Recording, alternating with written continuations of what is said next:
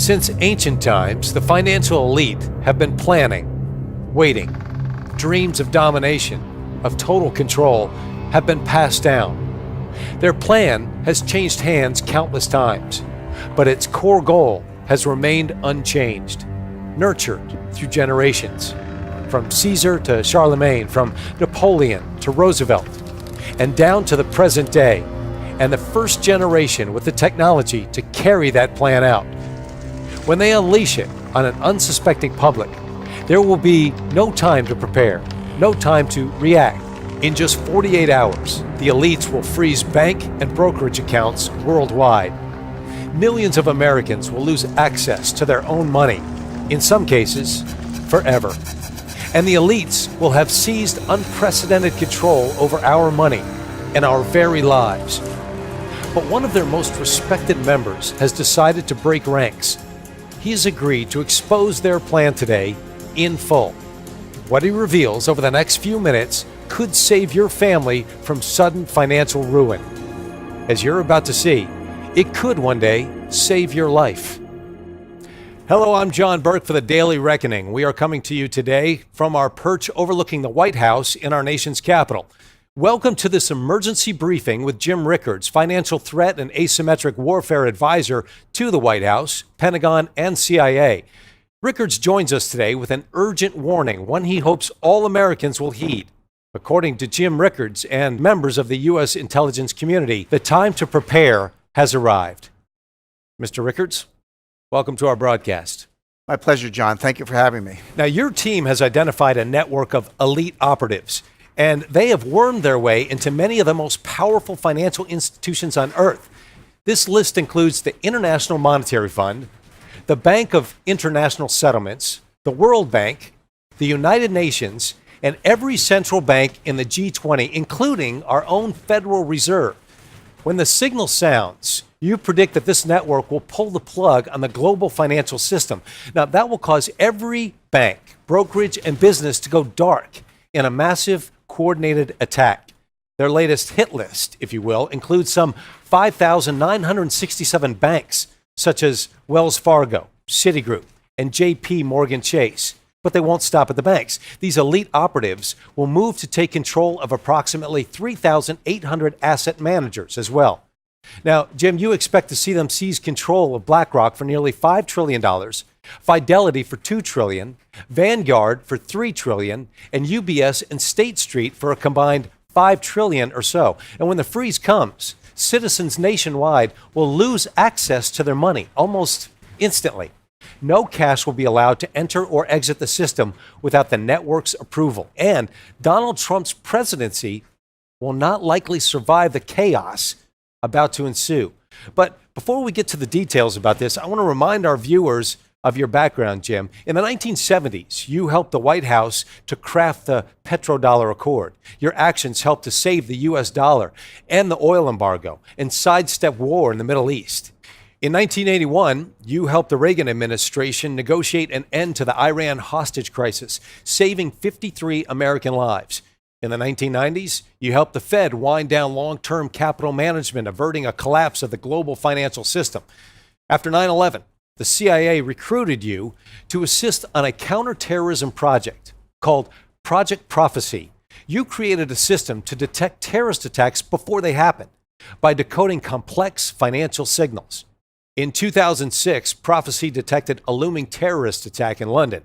Officials were able to intercept the attackers, saving countless lives.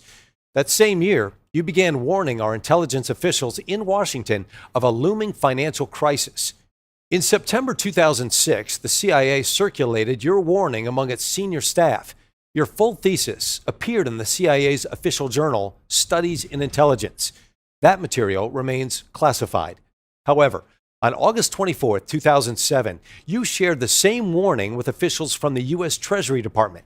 You even supplied Treasury with a plan for averting the crisis called Proposal to Obtain and Manage Information in Response to Capital Markets Crisis. Unfortunately, Washington failed to act on your warnings in time. The result was the worst financial crisis since the Great Depression. Now, Jim, you say we're about to experience a radically new kind of crisis, one that will freeze the financial system, leading to global chaos. In your new book, The Road to Ruin, you write, the next financial crisis will not be merely a bigger version of the 1998 and 2008 crises. It will be qualitatively different. It will encompass multiple asset classes on a global scale. It will exhibit inflation not seen since the 1970s, insolvency not seen since the 1930s, and exchange shutdowns not seen since 1914. State power will be summoned to contain panic. Capitalism will be discredited once and for all. Not only will the coming crisis destroy more investor wealth than 2008, not only will it last much longer than the Great Depression, this crisis will be historic for another reason. And I'm talking about this network of elites using the crises for cover. At the appointed hour, they'll launch their attacks, and the financial system will go dark worldwide. Trillions will vanish instantly, and in many cases, permanently. And hundreds of millions of Americans will be cut off from their own money for months or even years. Now, this sounds like the biggest confiscation of wealth in history, there's no doubt. So, Jim, let me ask, could you please share with our viewers where this threat is coming from and how to prepare? Let's start with some background and context, because I know this must sound hard for some viewers to believe. I was having dinner with a friend not long ago in New York City. We met at a place called Oriole, which is in Midtown. My dinner companion that night was a senior advisor to BlackRock. As you may know, BlackRock is now the largest asset manager on the planet. It directly manages $5 trillion in assets, and it oversees another $11 trillion through its Aladdin platform. That means one firm controls more money than the GDPs of China, Russia, and Japan combined. Anyway, my dinner companion happens to work directly for BlackRock's CEO. As we nursed our white wine and the evening wore on, she let something slip. If I remember her words, she said something like, "They want to tell us we can't sell."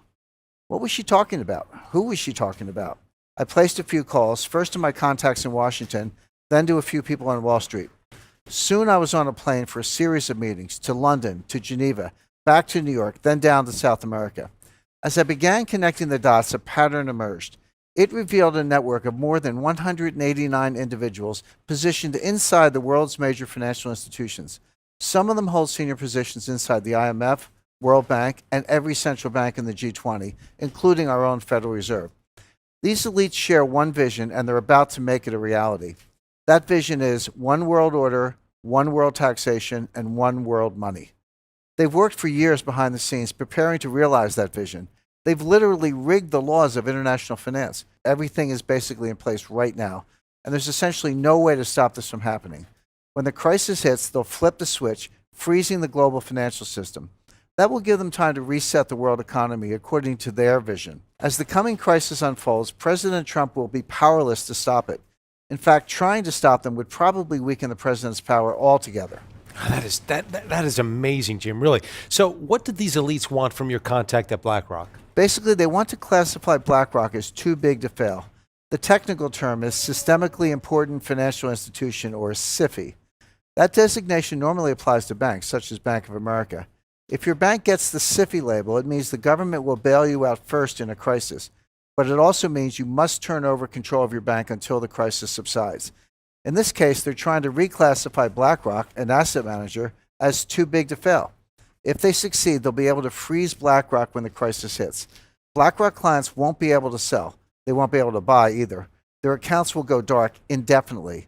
And the elite operatives will take control of BlackRock's assets remotely via the internet. But our research shows that their ICE 9 plan goes much, much deeper than that.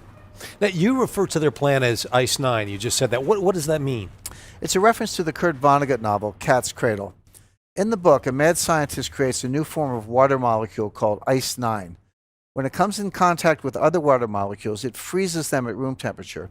One drop of ICE 9 can freeze the whole ocean. And that's what these elite operatives are about to do to the world economy. Now, can you share with our viewers exactly who these operatives are and what their ultimate goal might be? Like I said, John, more than 189 elite agents have slowly wormed their way into leadership positions across the board. They now sit at or near the head of the IMF, the World Bank, and even our own Federal Reserve. They also control much of what happens at the central banks of China, Russia, India, Brazil, Canada, and Europe. As you know, these institutions form a kind of global superstructure. It forms a kind of snare net encircling all nations. Their leaders aren't democratically elected. They're not accountable to you and me. They're beyond the reach of government and citizens, and yet they hold the fate of the global financial system in their hands. To get a sense of how they operate, imagine an array of floating spheres. One sphere is labeled IMF. One is labeled Fed. One is labeled Bilderberg. One is labeled Wall Street. One is labeled central banks. One is labeled intelligence agencies. One is labeled media, and so on. The elites inhabit all of these spheres, and together the network forms a kind of 3D Venn diagram. As I see it, regardless of what sphere they inhabit, the elites all share the same vision: one world order, one world taxation, and one world money. All of their actions are geared toward moving that agenda forward. Now, are you able to share the identities of these elites with our viewers? We've identified more than 189 individuals who are in many cases hiding in plain sight. Regardless, they all share the same vision: one world order, one world taxation, and one world money. A short list would include Christine Lagarde, Managing Director of the International Monetary Fund, IMF; Mark Carney, Governor of the Bank of England; Raghuram Rajan, Vice Chairman of the Bank for International Settlements; Haruhiko Kuroda, Governor of the Bank of Japan; William C. Dudley, President of the Federal Reserve Bank of New York; Agustin Carstens, Governor of the Bank of Mexico; Janet Yellen, Chairman of the Board of the Federal Reserve System; Mario Draghi, President of the European Central Bank; Zhu Min, former Deputy Managing Director of the IMF; Zhou Zhouquan, Governor of the People's Bank of China; Robert E. Rubin, Chairman of the Council on Foreign Relations.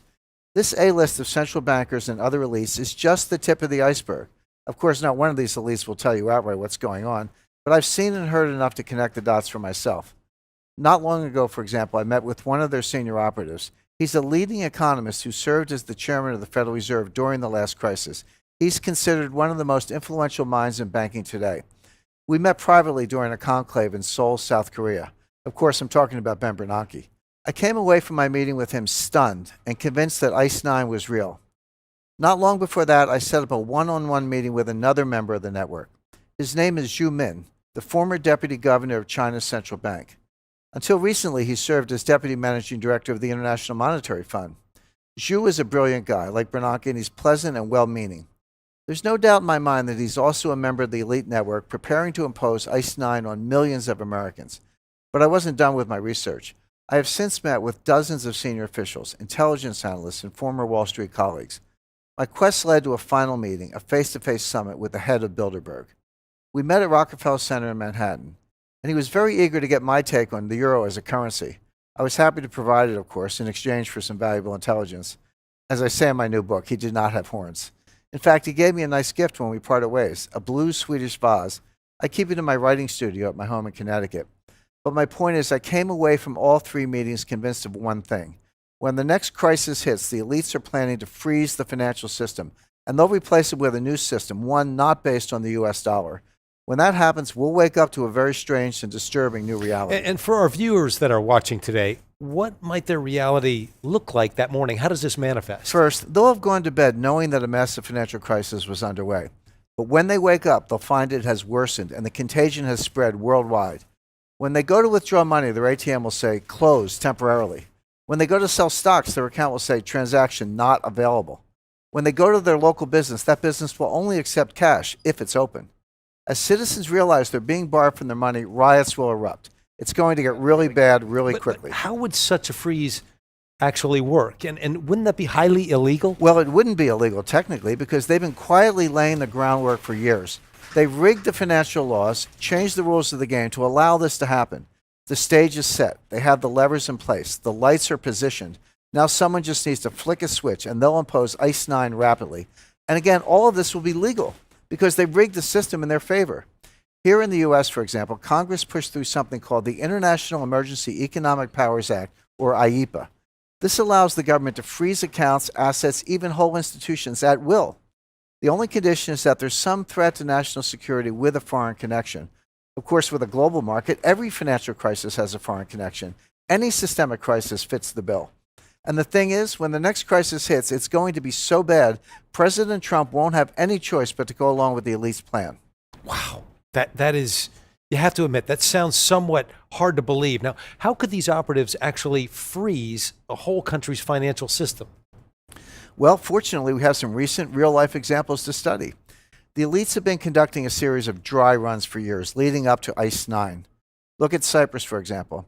A few years ago, the Cypriot economy was in trouble, especially the banks.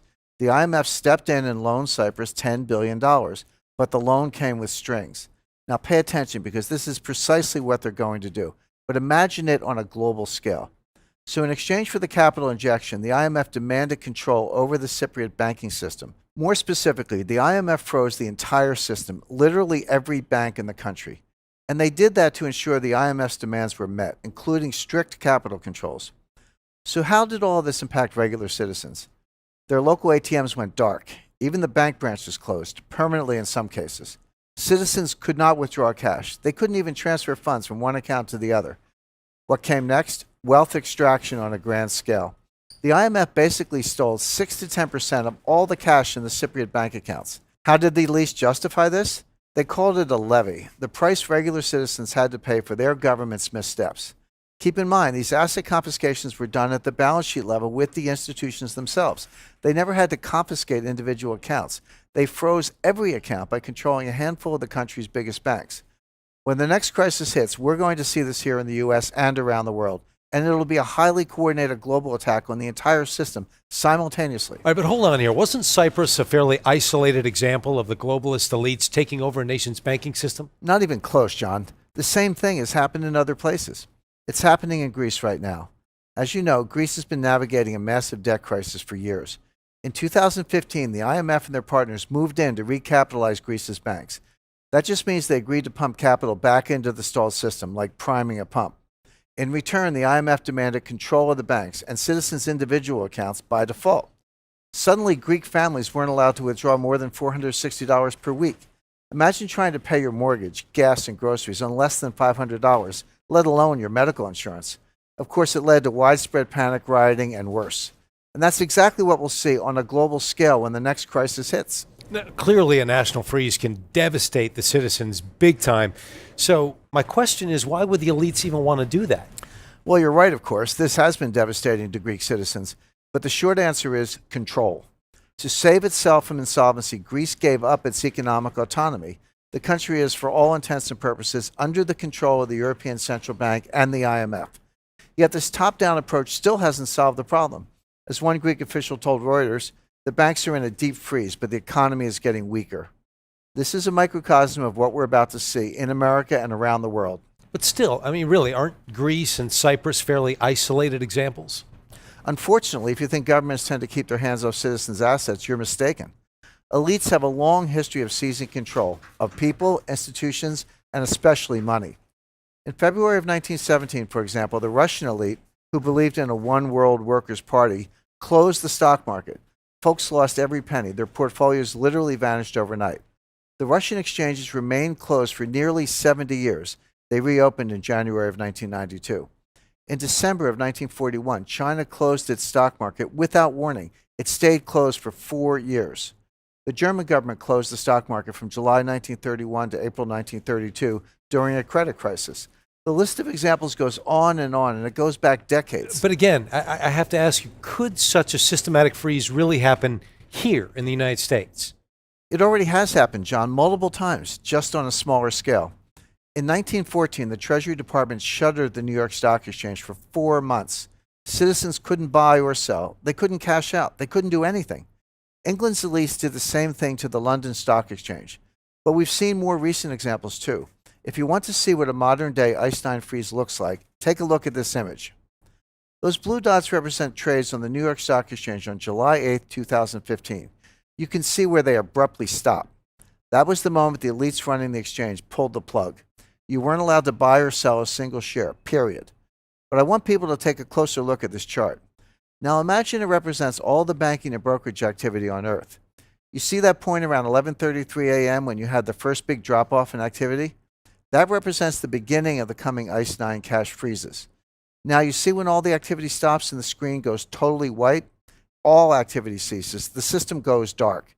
The pattern is the same with these freezes every time. You have some initial trigger or shock, then you have an immediate freeze, and the elites emerge with more control.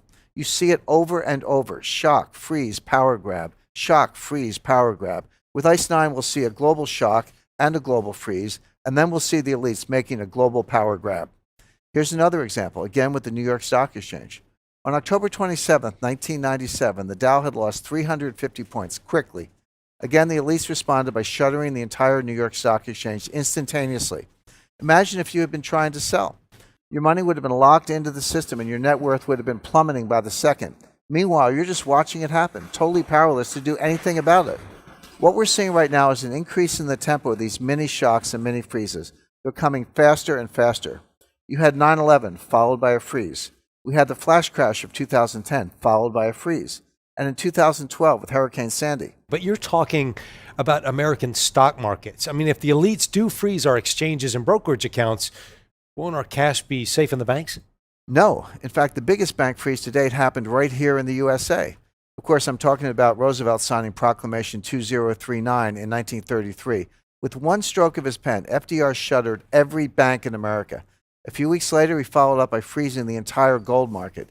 Executive Order 6102 literally outlawed citizens from owning gold. That freeze lasted 41 years until Gerald Ford ended that freeze in 1974. When the coming crisis hits, we'll see this repeated on a larger scale through the IMF, World Bank, and the Fed. Again, there will be nothing the White House can do. They have no direct control over the institutions that will carry this out. Not even the U.S. president can control the Fed. Same with the IMF, the World Bank, the Bank of International Settlements, or the People's Bank of China. When the crisis hits, it will likely be bad enough that Trump would get on board anyway. But it won't be enough to save his presidency. Even if he survives his first term, he won't get a second one. But we really haven't addressed one important factor here. Now, you say the elites will need an excuse to impose ICE 9 on America, and that excuse will come in the form of a massive financial crisis, much worse than 2008. And you say that this crisis could come within the next 6 weeks. Regardless of the actual day it hits, you say the coming crisis is unavoidable. So please explain to our viewers what you mean by that exactly. In the aftermath of the 2008 crisis, the Pentagon recruited me for another special project. Our goal was to create a new system for modeling and predicting systemic financial collapse. I received an invitation to a classified meeting at the Los Alamos National Laboratory in New Mexico. This meeting occurred on April 8, 2009. In attendance were several of our country's leading physicists and national security experts. We met at Los Alamos for an important reason. The lab there houses the most powerful modeling systems on the planet. They're running predictive modeling simulations on everything from weather events to nuclear chain reactions. Los Alamos National Laboratory takes a system-based approach to predictive modeling. Their computers don't look at events in isolation. They look at the whole system, how the events interact with each other. It's a relatively new branch of physics called complexity theory. You can look at the approach in a number of different ways. It's like seeing the forest for the trees. It's like understanding all the dominoes in a chain reaction. Let me give you an example of this approach. Let's say you have 10 dominoes lined up on a table, and you have 2 observers. One observer, Joe, sees all 10 dominoes from the beginning of the experiment. The second observer, Sally, can only see 1 domino, the 7th in the series. Looking at domino number 7, Sally can still make plenty of observations. It appears stable, for example. It also appears just as likely to fall in one direction as the other. She can study it for years, and she can assume it will never fall. On the other hand, Joe sees all 10 dominoes, including number 7. So one day a force comes along and tips domino number 1 into domino number 2. At that moment, Joe can tell you with near 100% certainty that domino 7 is about to fall. Sally, on the other hand, continues along blissfully unaware, yet with total expertise when it comes to domino number 7. She just can't see how it fits into the system of dominoes, and she can't see the inevitable event coming. When domino 7 falls, Sally is caught almost completely unaware. Well, in essence, Sally represents the mainstream economists and media pundits. Joe represents the approach we developed at Los Alamos National Laboratory. And I've since refined that approach into an advanced threat detection system called Los Alamos Multi-Factor Projection, or LAMP, LAMP. LAMP uses advanced computer assisted modeling and systems-based analysis to shine a light on systemic risk. And it can show us for the first time all the dominoes at play in the world financial system. You can look at our economy like a very long series of dominoes. Some run north-south, some run east-west, but they all interconnect at some point. Together, they form a complex system. Our Los Alamos multi-factor model was designed to analyze that system. So what are we seeing from our analysis? In complexity terms, our system has entered into a critical state. The dominoes have begun to fall, and the next crisis is now inevitable. And when that crisis hits, the elites will impose ICE 9, freezing the world financial system. You've shown us how they've rigged the system in their favor. And when the coming crisis hits, they'll simply flip a series of switches, freezing the whole system very rapidly. And your system indicates that the dominoes have already begun to fall. So can you share with us some of what those dominoes might be? The first domino shock hit on October 15th in 2014. Between 9:33 and 9:45 a.m., liquidity pretty much disappeared in the Treasury market, and that's the most liquid market in the world. Inside of about 6 minutes, yields tanked 16 basis points from 2.02% to 1.86%. Over the next 6 minutes, yields jumped back up to 1.99% before ending the day around 2.14%. The Treasury market is enormous. It moves like a glacier, not an avalanche, but this was an historic anomaly. As JP Morgan CEO Jamie Dimon said, Treasury securities move 40 basis points, statistically 7 to 8 standard deviations, an unprecedented move, an event that is supposed to happen only once in every 3 billion years or so. This was no random event. This was a domino. This was exactly what you'd expect to see when a complex system goes critical. Let's take a look at domino shock number 2 now. For years, investors were loading up on Swiss francs as a safer alternative to the euro. The demand drove the franc higher. This created pressures in the Swiss economy, mainly by driving up the price of Swiss exports. The Swiss tried to control demand by pegging the franc's value to the euro. The idea was to make both currencies equally attractive and keep investors from piling into francs. But once the European Central Bank started talking about quantitative easing, the Swiss got nervous. And on January 15, 2015, the Swiss Central Bank shocked the world and scrapped the franc to euro peg. The Swiss franc, a major currency, mind you, soared 20% in 20 minutes. We've never seen anything quite like it. The real losers were the Swiss stockholders. They took a 10% haircut almost immediately. Even the big safe companies nosedived. Credit Suisse lost 11% in a matter of minutes. The elites took control and triggered a bloodbath. Basically, they made it worse. Are there any more examples of these domino events that we should know about? Between August 10th and August 31st of 2015, the Dow tanked 11%. Here's what actually happened. In August of 2015, the Chinese central bank decided to devalue the yuan. Again, they wanted to keep the currency cheap to drive Chinese exports. So they devalued about 3.2% over 2 days, a huge move for a major currency. What happened next? The Shanghai Stock Exchange plunged 43%, erasing $3 trillion in Chinese investor wealth. Then it rippled across the Pacific and wiped out another $2.5 trillion here in the US. It caused similar panic across Asia, Europe, even South America. Now let's take a look at domino shock number 4. Throughout the first half of 2016, Britain was pondering leaving the European Union.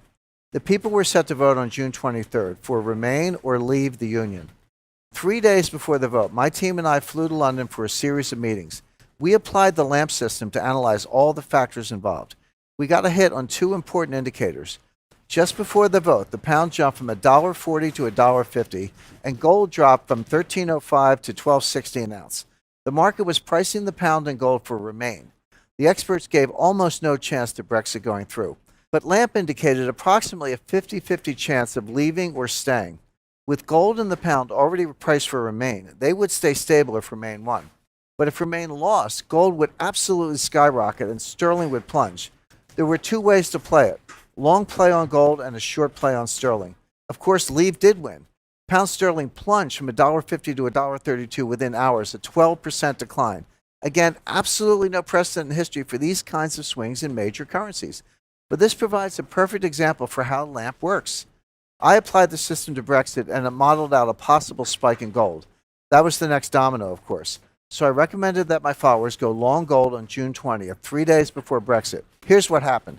Again, LAMP indicated no meaningful movement in gold prices if remain won. But it indicated a massive spike if leave won, which is what happened.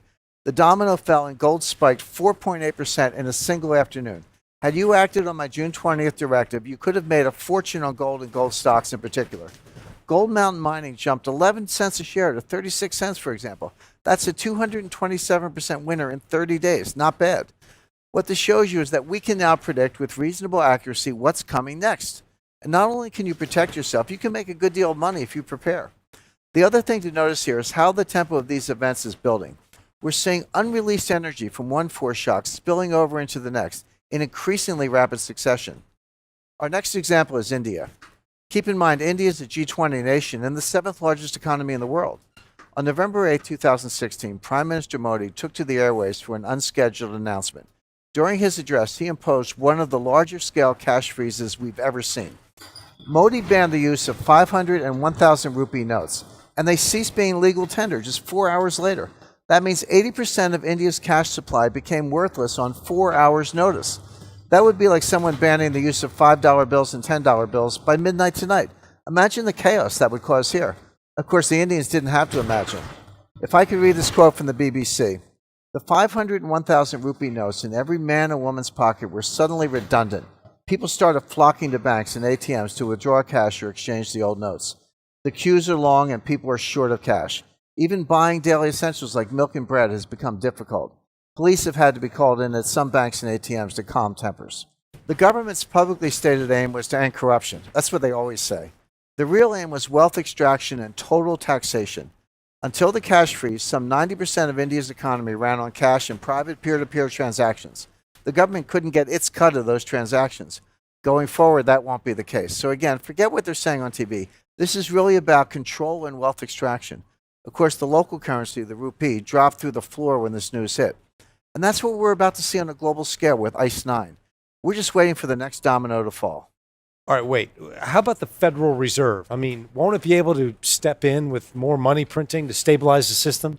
Isn't that what we saw with the 2008 crisis? The people who run the Fed are true believers in the vision. One world order, one world taxation, one world money. They've done their part to undermine the dollar, printing up $4.2 trillion in funding money, and all of it remains on the balance sheet. This is what pressure looks like in a complex system. Now, could the Fed print even more dollars? Could it increase its balance sheet to $10 trillion, $20 trillion? Who knows? What we do know is the coming crisis will involve a catastrophic liquidity shortage. There won't be enough capital in the system to keep the world economy going. But the Fed won't be in a position to print more dollars like they did the last time. That will leave the task of refloating the system to their fellow elites at the IMF. The IMF will take over and reset the monetary system, but not with dollars. This is how eras end. This is how empires and presidencies end. Look, I'm sure some of our viewers are overwhelmed right now. So can you please summarize everything we've covered up to this point so folks can start preparing? Our LAMP model shows the coming crisis unfolding in 5 stages. First, you have the initial domino event. Second, the dominoes will go from falling in an orderly way to a series of collapses. The markets will drop an estimated 60 to 70%. Gold will spike to $5,000 an ounce or higher. Treasury yields will go deep into negative territory. And that's when the elites will freeze the global financial system from the top down. Within 48 hours, you'll lose access to your money, period. In some cases, access will terminate permanently. When the elites refloat the system, they won't do it with US dollars. They'll do it with new world currency. I'm talking about the official currency of the IMF, special drawing rights. For our viewers who aren't familiar, what exactly are special drawing rights? So the IMF has invented something called special drawing rights, or SDRs. From inception, the IMF intended for SDRs to replace the dollar as the new reserve currency. They've been planning for this event for many years, patiently waiting. When the next crisis hits, we'll see SDRs taking center stage and replacing the dollar for major transactions between banks, businesses, and billionaires. The IMF has already started issuing SDR-denominated bonds through the World Bank. And when the next crisis hits, they'll refloat the world financial system in exactly this way, by issuing mountains of SDRs to governments and international institutions worldwide. The dollar will get left out of the new equation, and Americans will wake up to a new post-dollar reality just 48 hours later. Here's the final twist. They won't be issuing any of these SDRs to individual Americans. We'll be left with dollars, which will become like our version of the Mexican peso. Why are the elites so anxious to bring about one world money? I mean, what's the end game? The end game is control and wealth extraction. If you have one world money, you can have one world central bank, the IMF. Once you have one world money and one world order, all overseen by the elites, they can begin wealth extraction on a grand scale. I'm not just talking about taxation, although a world taxation plan is in the works for after ICE 9. I'm talking about all kinds of confiscation of assets. They'll come after every penny they can through taxation, penalties, regulatory schemes, bank levies, trumped-up criminal prosecutions, and good old-fashioned thievery. In the end, we'll see the rise of neo-fascism around the world, along with a massive redistribution of wealth. The elites will come out the big winners. Everyone else, including the middle class, will come out devastated.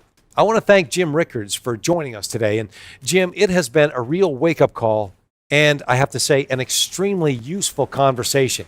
So, Jim, any parting words for any viewer out there wondering what to do next? Well, in a word, prepare. Prepare now. Don't wait. The system is on red alert right now. The switch could be flipped tomorrow. It could be flipped next week. But when they flip the switch, it'll freeze your accounts instantly. You will not have time to react. So the only way to protect your family is with preparation. So even if you don't read the book, I would encourage you to move at least some of your assets out of the system now and be ready for whatever chaos is coming our way. All right. Thank you very much, Jim, for your time today. Really do appreciate that. And with that, I'm John Burke for Jim Rickards and the Daily Reckoning.